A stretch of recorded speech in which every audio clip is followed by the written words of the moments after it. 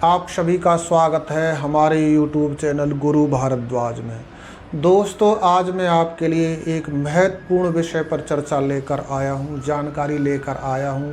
आज का विषय है कि इस साल 2023 में 2 श्रावण के महीने आ रहे हैं। एक पुरुषोत्तम का श्रावण महीना और एक शुद्ध श्रावण महीना। इन दोनों श्रावण महीने में से शिव भक्तों को कौन से श्रावण महीने का चयन करना है, किसको चुनना है शिव जी की आराधना के लिए, जिसमें वो अपने भगवान भोलेनाथ को जल चढ़ाएं, बेलपत्र चढ़ाएं और श्रावण महीने के व्रत का पालन करें। क्या उनको शुद्ध श्रावण महीने को चुनना चाहिए या फिर उनको पुरुषोत्तम श्रावण महीने को चुनना चाहिए? यदि उनको शुद्ध श्रावण महीने को चुनना है तो शुद्ध श्रावण महीना तो इस प्रकार से दिया जाता है कि उसके 2 भाग कर दिए जाते हैं 15-15 दिन के। उसके 15 दिन पुरुषोत्तम महीने के आगे लगा दिए जाते हैं और 15 दिन उसके पुरुषोत्तम महीने के पीछे लगा दिए जाते हैं, और बीच में एक महीना जो होता है वो पुरुषोत्तम महीने का होता है। यानी यदि कोई शुद्ध श्रावण महीने का पालन करता है तो उसको 1 महीने का बीच में गैप लेना पड़ेगा, तब उसका शुद्ध श्रावण का महीना पूरा हो पाएगा, उससे संबंधित जो नियम है वो पूरे हो पाएंगे। तो ऐसे में एक भक्त को संतुष्टि नहीं मिलेगी, वो बीच में 1 महीने का गैप कैसे लेगा? या फिर वो शुद्ध को ना लेकर पुरुषोत्तम श्रावण का महीना है उसका पालन करे।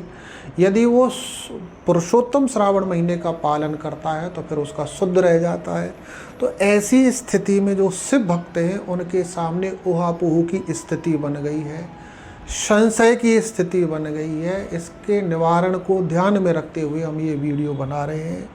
तो दोस्तों, यदि आप एक ज्योतिषी हैं या पांडित कर्म से जुड़े हुए हैं या आप स्वयं भक्त हैं, पूजा पाठ में आप विश्वास करते हैं और ऐसी चीज़ों की जानकारी में आपकी रुचि है, तो ये वीडियो आपके लिए बहुत महत्वपूर्ण है। आपके लिए ही ये वीडियो बनाया जा रहा है। इस पर ध्यानपूर्वक बने रहें और पूरा वीडियो देखने के बाद यदि आपको उपयोगी लगता है तो इसको शेयर भी अवश्य कर देना। तो दोस्तों, अपने संशय के निवारण के लिए सर्वप्रथम हमको ये समझना आवश्यक है कि ये पुरुषोत्तम होता क्या है। पुरुषोत्तम महीना, अधिक महीना या मलमास, ये पर्यायवाची शब्द हैं। हमारी सनातन हिंदू संस्कृति में पुरुषोत्तम महीना की बड़ी प्रशंसा है। जो लोग इसके महत्तम को जानते हैं, महत्व को जानते हैं, वो बड़ी बेताबी से इसका इंतज़ार करते रहते हैं कि कब पुरुषोत्तम का महीना आएगा, कब हम श्रीमद् भागवत जी का सप्ताह पारायण कराएंगे, कब हम ब्रज परिक्रमा करने के लिए जाएंगे, ब्रज 84 कोश की, या कब हम गिरिराज जी की परिक्रमा करने जाएंगे, या अन्य स्थान पर जहाँ पर उनकी श्रद्धा पुष्ट है, केंद्रित है, वहाँ पर जाएंगे। तो पुरुषोत्तम महीने का भक्तों के दृष्टिकोण से बड़ा महत्व है। अब ये पुरुषोत्तम महीना होता क्या है? हमारी भारतीय ज्योतिष के अनुसार, क्योंकि हमारी भारतीय ज्योतिष ही हमको अध्यात्म का मार्ग दिखाती है। ज्योतिष को हमारे धर्म ग्रंथों का, वेदों का नेत्र बताया गया है। वेदानाम चक्षु, ज्योतिष वेदों की आँखें हैं। यानी हम जो भी पूजा पाठ यज्ञ अनुष्ठान करते हैं उसका मार्गदर्शन करने वाली, मार्ग दिखाने वाली ज्योतिष है। तो सर्वप्रथम हम ज्योतिष के अनुसार विचार करेंगे कि ज्योतिष के अनुसार ये पुरुषोत्तम महीना क्या है। हमारी सनातन हिंदू संस्कृति में साल की गणना 2 प्रकार से की जाती है, एक सौर्य मास अनुसार और एक चंद्र मास अनुसार।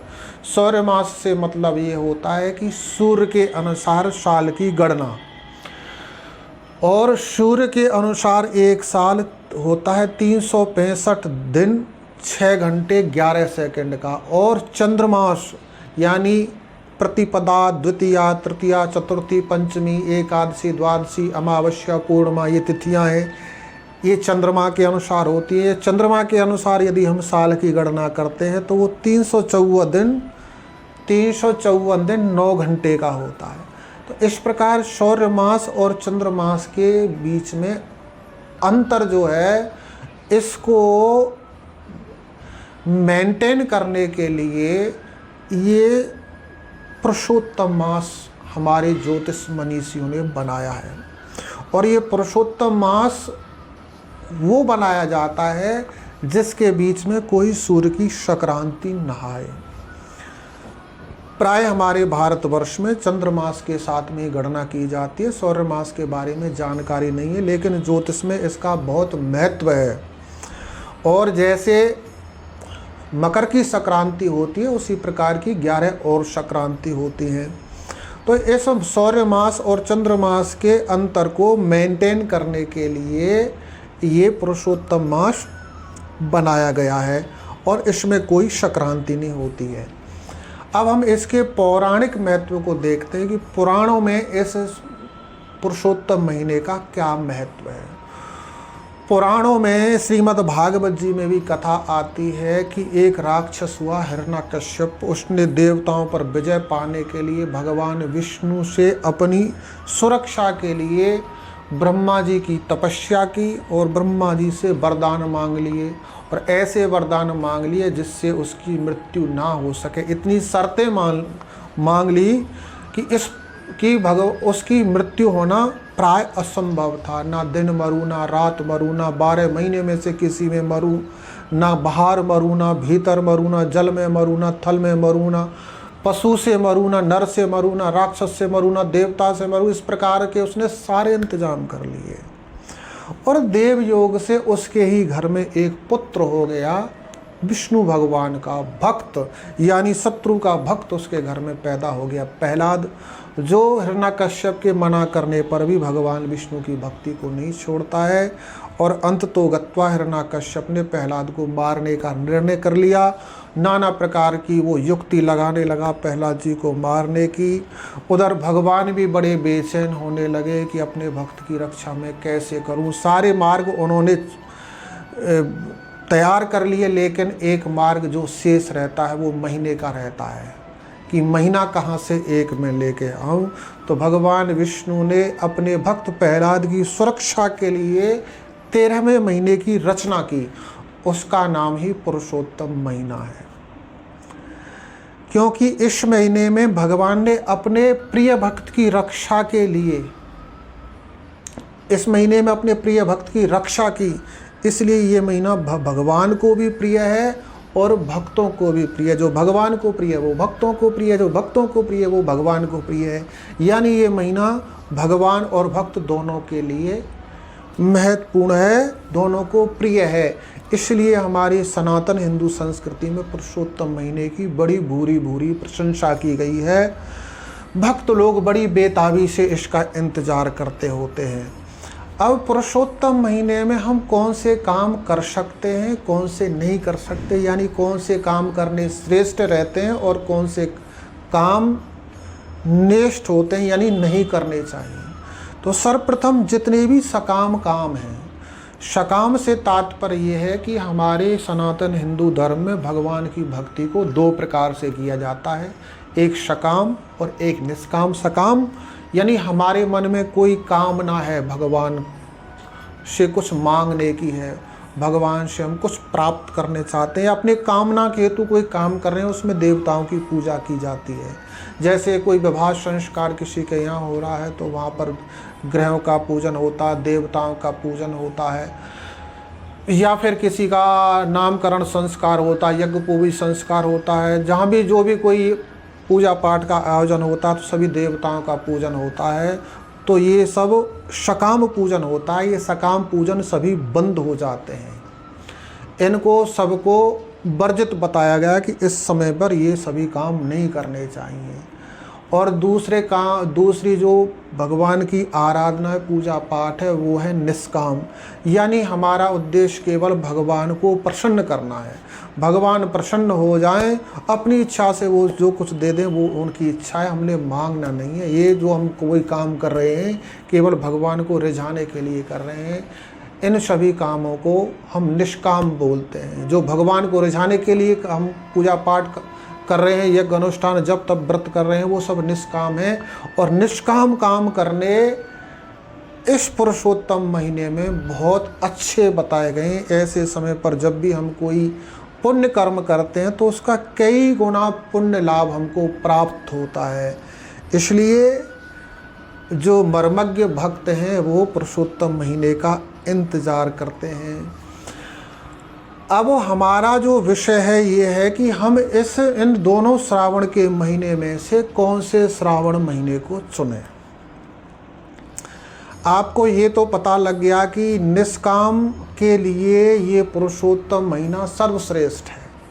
अब आप भगवान भोलेनाथ जी को जल चढ़ा रहे हैं, बिल्वपत्र चढ़ा रहे हैं, सोमवार के व्रत का पालन कर रहे हैं। यदि आप केवल अपने भगवान भोलेनाथ जी को प्रसन्न करने के लिए कर रहे हैं तो ये पुरुषोत्तम महीना का श्रावण जो है वो आपके लिए सर्वश्रेष्ठ है। वैसे जो हमारे संत परंपरा है वो यही कहती है कि भगवान की भक्ति हमेशा निष्काम भाव से ही करनी चाहिए, क्योंकि जो देने वाला है वो हमसे बहुत ज़्यादा एडवांस है, बहुत ज़्यादा हमसे समर्थवान है। हमको उतना मांगना नहीं आता जितना वो दे सकता है। इसलिए भगवान से कभी मांगना नहीं चाहिए, हमेशा निष्काम भक्ति ही करनी चाहिए। तो जो लोग भगवान भोलेनाथ जी की सेवा में समर्पित हैं, जिनकी श्रद्धा भगवान भोलेनाथ जी में पुष्ट है, वो पुरुषोत्तम महीने का ही पालन करें, क्योंकि इस पुरुषोत्तम महीने का इंतज़ार भक्त लोग बड़ी बेताबी से कर रहे होते हैं। और ये महीना भगवान विष्णु को अति प्रिय है। आपके मन में ये विचार आ सकता है कि हम तो शिव जी की आराधना करेंगे और ये महीना पुरुषोत्तम यानी भगवान विष्णु को प्रिय है, तो फिर हमारा मनोरथ कैसे सिद्ध होगा। तो ये केवल हमारा भ्रम है। भगवान विष्णु और शिव दोनों अलग नहीं हैं, एक ही हैं। शिव द्रोही मम दास कहावा, सो नर मोहि सपने नु भावा। भगवान राम जी कह रहे हैं जो शिव जी का द्रोही है और अपने आप को मेरा दास कहता है, वो मुझे सपने में भी अच्छा नहीं लगता है। जिनके हृदय न बसे पुरारी, ते न पावे मुनि भक्ति हमारी। शिव जी और भगवान विष्णु दोनों एक ही हैं। ये जो अल्पज्ञ लोग हैं उनके अनुसार दो हो सकते हैं। इसलिए अपने भगवान भोलेनाथ जी की पूजा आराधना, श्रावण महीने के जो नियम है, जल चढ़ाना, बिल्वपत्र चढ़ाना, श्रावण महीने के व्रत का पालन करना, ये सब पुरुषोत्तम महीने में ही करें। और ये पुरुषोत्तम महीना इस बार यानी 2023 में 18 जुलाई से 16 अगस्त तक रहेगा। इसके बीच में जो सोमवार आते हैं उनका आपने पालन करना है। तो दोस्तों, यदि आपको ये वीडियो अच्छा लगता है, ज्ञानवर्धक लगता है, भक्तों के संशय का निवारण करने में उपयोगी लगता है, तो इस वीडियो को शेयर कर देना। किसी शिव भक्त का इससे सहयोग हो सकता है। और यदि आपने हमारे इस चैनल को सब्सक्राइब नहीं किया तो इसको सब्सक्राइब कर लें। इस पर हम ऐसे आध्यात्मिक और ज्योतिषीय जानकारी बढ़ाने वाले वीडियोज़ लेकर आते रहते हैं। आपने वीडियो को अंत तक देखा, इसके लिए आपका बहुत बहुत धन्यवाद। जय श्री कृष्णा, बम बम भोले, नमः शिवाय।